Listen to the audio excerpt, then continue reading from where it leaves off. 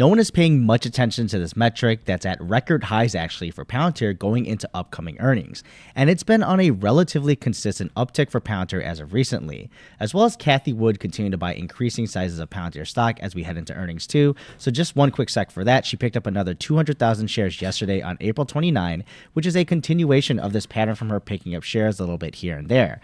Not sure if she knows something ahead of time, but the transactions are there.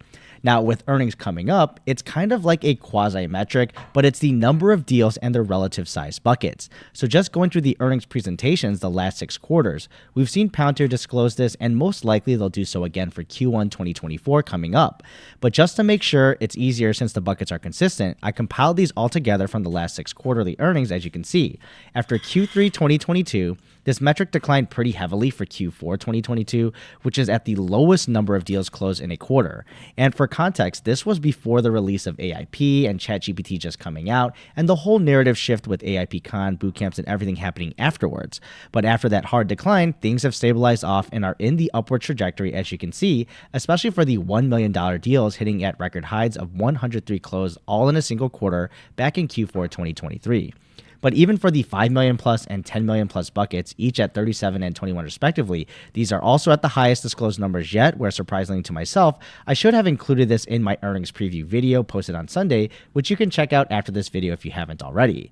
But numbers at all times high with a clear point in the narrative shift, what does this mean for upcoming earnings? Well, for me, it means 2 things. First, if we see a general continuation of this trend, this means that Palantir is probably seeing true demand for their product of significant size, because remember, these aren't just customer counts where you can count them for just getting some revenue, but actual dollar buckets with at least 1 million, 5 million, and 10 million, meaning these deals demonstrate Palantir works and meets these customer needs who want to put in the capital to actually invest in using Palantir's products, which we all know aren't cheap. But second, more than likely, this is another offshoot of customer retention and the ability to grow within a customer's usage. I'd imagine most companies aren't just signing 10 million plus deals right off the bat, but imagine them going maybe through a few 1 million plus and eventually hitting the 5 million plus, and then eventually that 10 million plus because all the hard work they've put together.